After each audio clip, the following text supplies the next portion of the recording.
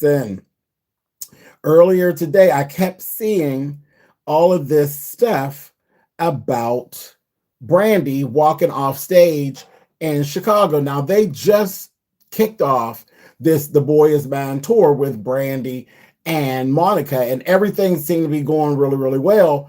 And it was really abrupt and it was really strange. And then I'm looking and looking and looking and looking and watching my timelines and not seeing anything. None of it was making sense. And then we seen clips of Monica coming through and she sang For You I Will, and she ended up like crying. And I'm like, none of this is connecting. What is actually going on here? What is going on? And I'm like, I know they're not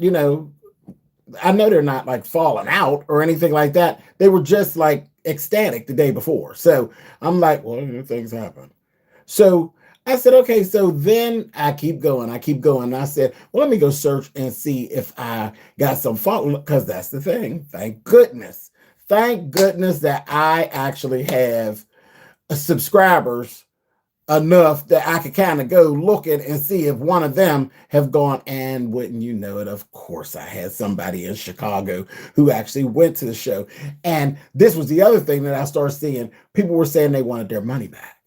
And I'm saying, you want your money back? So at first, it was just a thing where it was like, okay, well, they didn't sing this song. They didn't sing that song. I'm pissed. They didn't sing The Boy Is Mine. And I'm like, okay. And I'm like, but that, like, okay, so if they didn't sing The Boy Is Mine, I mean, y'all know the song, sing it your damn self. Give it on that. Sing it yourself.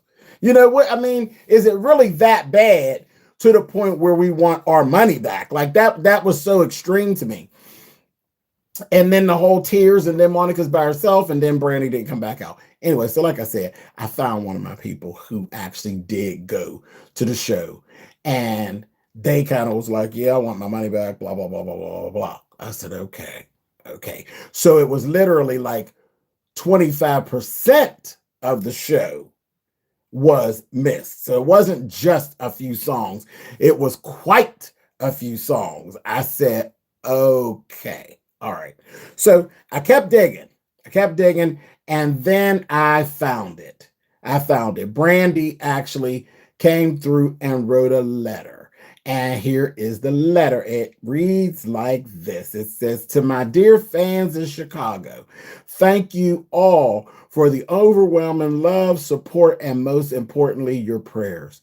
I sincerely apologize for the abrupt end to last night's performance in Chicago.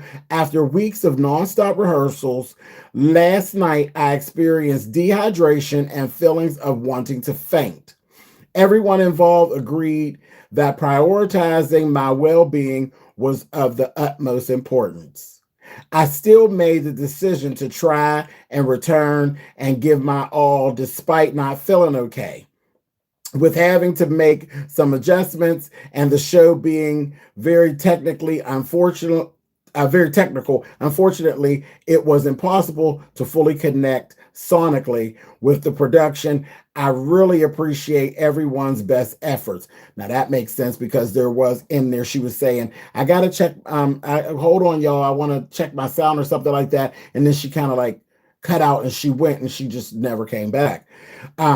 She goes on, she says, I'm deeply grateful to my sister Monica for stepping up with such grace and professionalism, and the entire crew for their continued care and support. I went from the arena to see a doctor nearby and have taken the proper precautions to help moving forward. For understanding, patience, and unwavering belief mean the world to me. I look forward to returning to the stage stronger and more grateful than ever alongside my girl Monica tonight in Indianapolis. With all my love, and she signed Brandy. So now that makes more sense. because I just didn't get the Monica crying thing. That was what really threw me off. But as soon as I started reading it, I said that makes sense because she ended up leaving. Then I started seeing some of my other people who had actually went and some of what they actually had to say. And there was one young lady that said, yeah, she actually saw the medics actually pulling up shortly after she left the stage and everything. So everything was really legit as to what she was actually saying. And it made sense that Monica was actually crying because she worried. She's trying to hold face and keep things together, and she don't know what's really going on. She already knew that she wasn't feeling well, and then she's actually being run off to a medic in Chicago. They ain't from Chicago. So she was worried. These are grown women now. They're not young girls anymore. They're grown women. They're grown women with children of their own, and they understand, when you don't bounce back from things the way you did when you were in your 20s. I mean, we like to think that we do, but we don't. We really, really don't. And, you just never know. And it's that space of not knowing. It really can upset you. And then you add all that extra stuff to it. It makes sense. It definitely made sense. And then at that point, I really felt bad for Monica. And I said, you know what? Monica's a G, because she really did. She held it together pretty well for all of that going on and having to get up there and sing. I mean, come on, seriously? And then you already know there's going to be backlash. You already know there's going to be, you know how we are in our microwave society. Because that's what it is. It's a microwave society at this point. We want everything like yesterday, and we want perfection. People don't even have the option to actually strive for perfection.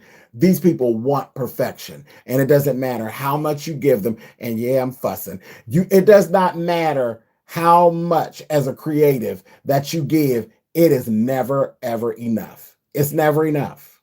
It's never enough. Don't nobody care whether you get sick, if they don't see you fall down on the ground. I mean, because some of the stuff that I had read, I was like, really?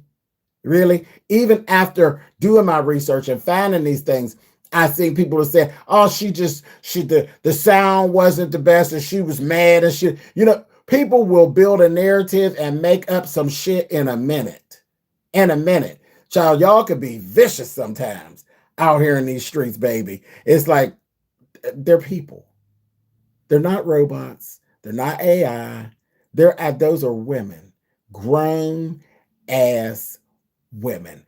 And it was so weird that the last thing that I actually had seen about the concert, what was that, like maybe a day and a half ago, they actually were talking about how Monica is actually going through some issues vocally.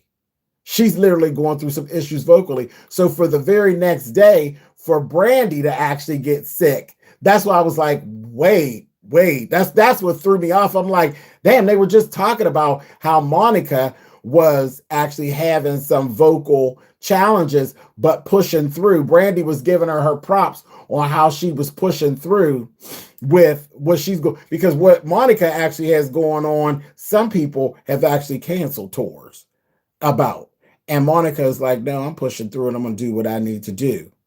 Let me see what Dion said. The sound was off for a second, but she sounded fine. But then something else happened. Right.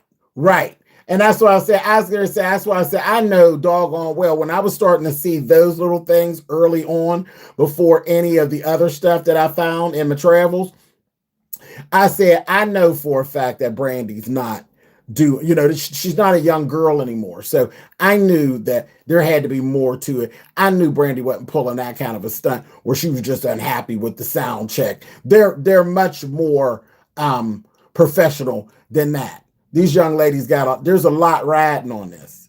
And I honestly do believe that they are content and very happy to be in this. I get the same energy from Brandy and Monica with this as I'm getting from Stephanie, Patty, Chaka, and Gladys. Because them four ladies are literally, they are ecstatic about being able to do these venues together and run this tour together. And I'm honestly getting the same thing. Because at first I was looking, I was looking and I had to slap my own hand and say, they ain't, come on.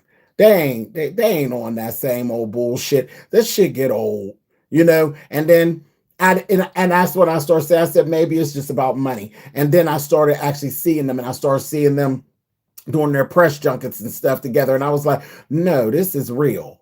This is real. They finally have gotten to that place where they have seen each other like, that girl, I see you, you see me. And they literally were happy to actually have this opportunity and have it together. And you can feel it. You can feel the energy. And I believe that it is very genuine, very genuine. And yes, it's funny to see Brandy. Brandy is actually fangirling out over Monica. She does.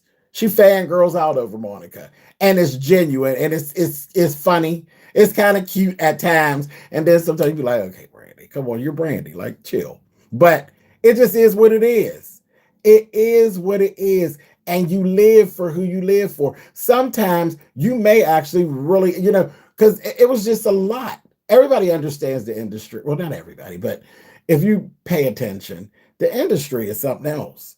The industry is something else. And a lot of times when there are beefs, the beef is not being pushed forth by the people who are actually in the beef. It's a lot of people around them. It's the fans, the fans, honey. Fans and subscribers, baby, y'all can keep a bunch of shit going, honey. Enjoy it. Love keeping some shit going. So, it is what it is, but I think this is genuine. I think this is real. I wish them the best. I'm glad we got some explanation, because I did not want to see this become a media shitstorm. And I think that's where it was headed, really. But they jumped on top of it and got it together. So listen, the girls, some challenges. There's just, it's mortality, child. Listen, they're not AI. They're real people. They're real people. But as hard as people work, we all know folks is going to still push. Folks are still going to make up stuff. Folks still going to be folks. And look, as a creative myself, I know y'all, and I know how y'all get down. I appreciate y'all, and I laugh at y'all a lot of times with some of the stuff y'all do. But sometimes it can become a little sickening, but that just goes along with the job. It goes along with the job. Shout out to our people. Anyway, so there you go. That's what really happened down in the Chi-Town. That's what really happened. Now, all of those folks run around told they want their money back. Sit your ass down. Ain't anybody get no money back. It is what it is. It is what it is. Real life. Y'all love reality TV, right? Y'all just had a burst of reality. Things don't always turn out perfect. That's reality. That's what live actually looks like. Not put on, not made up, not scripted, actual live reality. That's what it looks like. And sometimes you just get what you get. You can't get no more than what it is. You cannot squeeze blood from a rock. It is what it is. Ain't no damn money coming back. So hush. All right, y'all. Y'all have a good night, and I will talk to y'all soon. If y'all ain't got y'all tickets, if they come around your city and there's still some available, get yourself a seat. Get yourself a seat and go get a little piece of that reality that them girls is putting out. Brandy and Monica, go ahead on, y'all. All right, y'all. Bye.